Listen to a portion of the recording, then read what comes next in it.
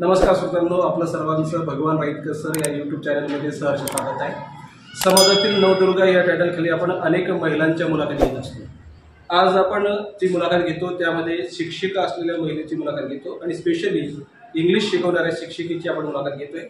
या मुलाखतीचं वैशिष्ट्य असे की त्यांनी त्यांच्या स्कूलमध्ये टेन्स गार्डन जो आहे, गार्डन ऑफ टेन्स आपण ज्याला म्हणतो, तो तयार केला। ते सुद्धा कागदाचं माध्यम त्यांनी यूज केलेलं आहे आणि विद्यार्थ्यांची मदत घेतलेली आहे। त्याविषयी आपण त्यांच्याकडनं जाणून घेतोय। नमस्कार मॅडम।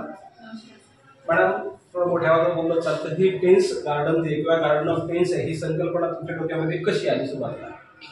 सगळ्यात पहिले आम्ही सगळ्यांनी मिळून एक विचार केला की टेन्सवरती आम्ही टेन्स चॅप्टर शिकलो पहिले। अच्छा। आणि मग त्याच्यावरती आम्हाला काहीतरी प्रोजेक्ट बनवायचा होता आणि मग एक विचार केला की नेमकं काय बनवावं।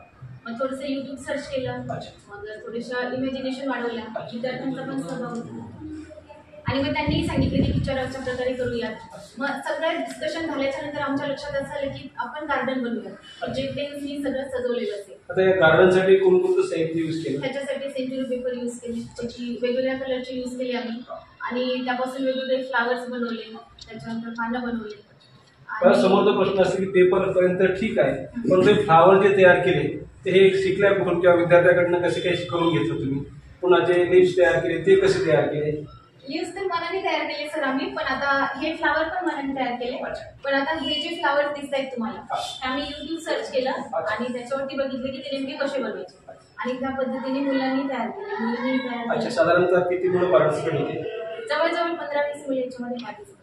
आता हे सर्व तयार करत असताना साधारणतः तुम्हाला किती वेळ लागला? आमचा पूर्ण दिवस गेला सर याच्यात। अच्छा, साधारण बनवण्यासाठी तर 10 दिवस गेले, सगळं कटिंग वगैरे करायला, गेट वगैरे जे पण सगळं सगळं उघडलेलं गेट, ह्याच्यामध्ये आमचे 15-20 दिवस गेले आणि पूर्ण भिंतीवरती लावायला जवळपास 1 दिवस पूर्ण।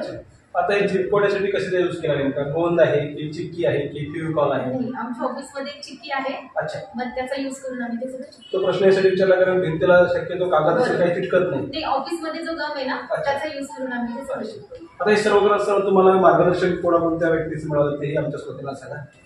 मार्गदर्शन बस आमचेच विद्यार्थी आणि मी। अच्छा। आणि युट्यूबच्या माध्यमातून सर्च केलं आम्ही। अच्छा। अच्छा, प्राचार्यांचं मार्गदर्शन, मॅडमचं मार्गदर्शन नेहमीच असतं, सरही नेहमी मार्गदर्शन करत असतात आम्हाला।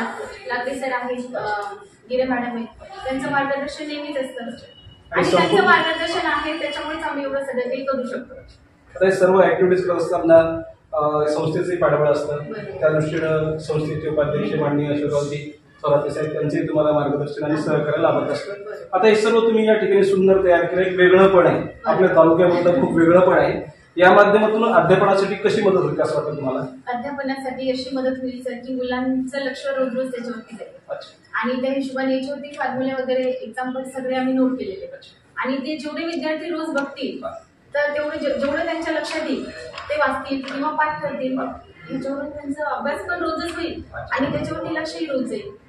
मला सांगा, शैक्षणिक साहित्य म्हणून तुम्ही गार्डन तयार केलं, कागदाचा यूज केला, तर शैक्षणिक साधनाचा उपयोग टीचिंग मध्ये कसा व्हायला पाहिजे असं मला वाटतं, सर्वांसाठी, महिलांसाठी वगैरे काय सांगाल? शैक्षणिक साधन तर आवश्यक आहे सर, कारण की शैक्षणिक साधन असल्याशिवाय मुलांना आपण व्यवस्थितपणे समजावून नाही सांगू शकत, कारण की ते जेवढे बघतील, बघण्याने जेवढं लक्षात येईल तेवढं सांगण्याने लक्षात येईल, मग हे बघून त्यांचं म्हणजे जास्त लक्षात येईल असं मला वाटतं। त्याच्यामुळे टीचिंग एड्सचा पण यूज केला पाहिजे।